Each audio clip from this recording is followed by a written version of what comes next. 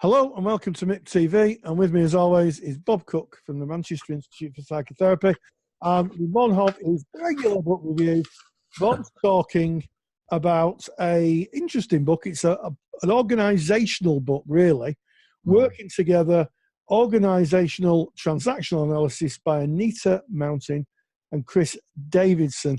So I'm guessing by the title of this book, this is a book about how to use TA in organisations. Correct. That's absolutely correct. Now, Anita Mountain, I first met in 1986, a long time ago. Yeah. I was 35, I think, and I turned up in Ealing at a psychotherapy institute. Right.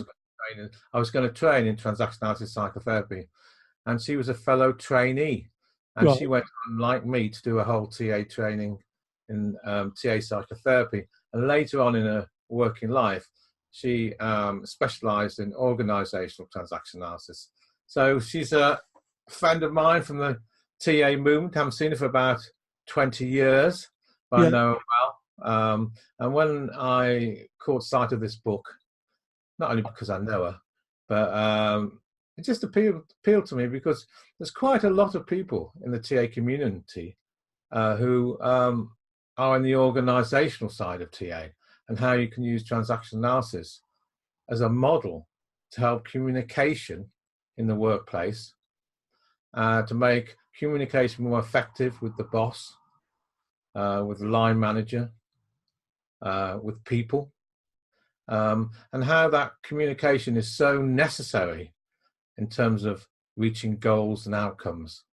And the transaction analysis model of parent, adult, child, and their ideas around ulterior transactions, social transactions, cost transactions, are all aimed at how do we actually, in the workplace, have effective communication.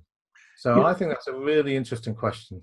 It is, isn't it? Because one of the things that organisations sometimes don't do very well is communication, getting the message across and the messaging.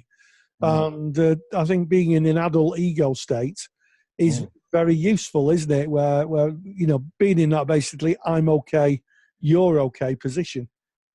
That's right. And of course, if we look at it in terms of our organisational culture, some organisations have a parent culture. Some organisations are more in the here and now, and therefore adult culture in transaction analysis terms. And then some cultures probably have a more prevalent, in TA terms again, child culture. So, for example, let's take off the top of my head Virgin, and certainly when that early ideas of Virgin started to come out, I think of the records, and then we went on and on to aeroplanes, and goodness knows where we are today with trains. But when I think of Virgin, for example, I think of that as quite a child, in TA terms, quite a child culture in terms of the level of spontaneity and permissions that are given over. I'm not so sure where it is today. Look at Facebook, look at Google. Where would you say, in terms of the culture, Google might come from? It would be for parent culture, would it be for a more child culture? So it's interesting. Yeah, I mean, I would say that it's a free child. It's like the Wild West, isn't it? It's like what happens when what happens when 2-year-olds go berserk. And it's interesting that, people like Zuckerberg are now being brought to heel and said, you're going to have more of an adult culture. So it's an interesting. Now, in this book particularly, what I like about this book is they look at how can the workers communicate more effectively, not only with themselves, but actually, of course, as I say, with line managers, with bosses, from that point of view. And there's case studies, and they use TA principles, such as, for example, as I said, transactional analysis of communication. So there's 3 particular ones I can think of, and that's every transaction has a psychological message as well as a social message. Then you've got cross transactions, where the different ego states get crossed, and then complementary transactions. So you've got a model to analyze these communication styles. That's one chapter, and there's case studies about that. Another whole chapter is about recognition and stroke theory, and how how you actually, when you employ people, for example, do you employ them mainly as people's people? In other words, they get on with people in the staff room, they can understand recognition, hunger, or stroke theory. Or perhaps you might employ people who are so, might have no sense of communication, they may be so introverted, they have actually no sense of stroking themselves or other people. So there's a whole chapter on the use of positive strokes to enable more effective staff rooms, for example. Yeah, it's really interesting. I think of some of the organisations I've worked for, where it is, and I remember the former principal of the college I worked at was forever saying that he was always being treated as some kind of father figure. One of the things that really frustrated him was that people would see him as a parent, not as a fellow adult, a fellow professional, and I think that really frustrated him.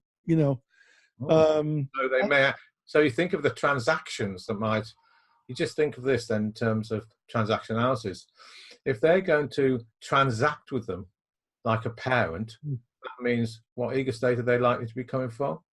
Child. Child, yeah, exactly. Yeah. Rather than adult. Yeah. So communication then will be of a certain style. Yes, it is really interesting, isn't it? And I know organisations spend a lot of time looking at this.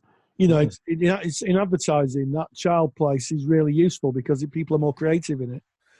But eventually, like with any child, you have to kind of pull the horns in a bit and put a boundary in. Yeah, I mean, I was thinking the States particularly of the behavioralists and the salespeople, took hold of the transaction analysis model, and thought of this parent-child transactional dynamic we're talking about here. Yeah. And if we can appeal to the child, that level of spontaneity, that level of freedom, without adult discrimination, then they might buy the car from a level of spontaneity and child place rather than adult discrimination. Yeah, it's an ulterior transaction, isn't it? That's what it is, And I know when I bought a car, I always found it fascinating.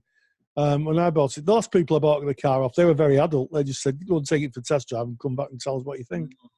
But I went to one, and he was going through a list of, he's got alloy wheels, and he was looking for a reaction, and he said, "It's got Bluetooth, you can hook your phone up to it." And I went, "Oh, that's interesting." and obviously he'd been taught that he's agreed, we've got agreement there. So we're more likely to get a sale. And it was when I posited this to him and said, obviously your training has been to try and get your buyer into a kind of child place. He went, "How did you know that?" Really? Yeah. Wow. So he knew TA and you knew TA. Well, he'd been taught it as a sales technique. The TA wasn't named, but the technique was to try and take the person out of the adult decision making and into the feeling. Yeah. Another wonderful chapter in this book, and also by case studies. Yeah. I like the case studies in this book, particularly, is on driver theory. Please others, try hard, being strong, hurrying up. And in the chapter, Anita and Chris look at how, in terms of styles in the workplace, that if people are following or driven in a particular style, like pleasing other people, how that may be detrimental or positive in terms of effective communication and relating to other people. So that's an interesting way to look at things. Yeah, especially if a person's got, say, a please me driver. What does that make? What does that mean in terms of their effective style, in terms of outcomes and goals? If someone's got to be strong, what does that mean? If someone's got to hurry up, what does that mean? If somebody, comes from those drivers, rather than, say, using an adult discrimination, but are driven at all, or in all sales, for example, to follow, say, a please me driver, then they're coming from a very adapted place. And in some places that might work, but in terms of being assertive, having a level of self-esteem, being able to stand up for yourself with bosses, other people, etc., then, what does that say for effective communication and work styles in organizations? Yeah. And I think the best organisations, they're like families. They work best when it's the I'm okay, you're okay position. Yeah, and there's a whole chapter in that book on that as well about talking about what you've said there. So it's a very interesting book. And what I particularly like for it is the case studies. They go through these principles and look at them in terms of case studies. There's a whole chapter, for examples, of level of discounting from the TA model of discounting. There's a whole chapter on what you've just said, the OK corral. There's a whole chapter on the PAC model, what we were just talking about. And then the functional model, adaptive child, free child, critical parent, and state case studies, and what happens if you hook the critical parent of boss or your work companions. What actually happens? How does effective communication get hindered or increased? So it's a really interesting book in terms of organizations and how you can use these TA principles to perhaps change the script of yourself and the organization. Yeah. I mean, it is really interesting, and I think some organisations run on the free child model, or some run on the critical parent model. Part that their business is run like that. I can think of a few businesses I've come across where the person running is like a benign dictator, and it's dictatorial. And it just paralyzes people because they don't have any freedom to do anything. No, they feel infantilized. Yeah. And if you want to just bring it to home for the therapists and counsellors watching this video, let's think of the regulating bodies, the BACP, the UKCP, or the National Psychological Association. What's in TA terms, where do they come from? That's an interesting question. That is a very interesting question. I suppose they'd be the positive controlling parent, would they? Would that be? Are we on dangerous ground here? We're on very dangerous. We'll move on. We'll move on, Bob. Before I get a letter through the post.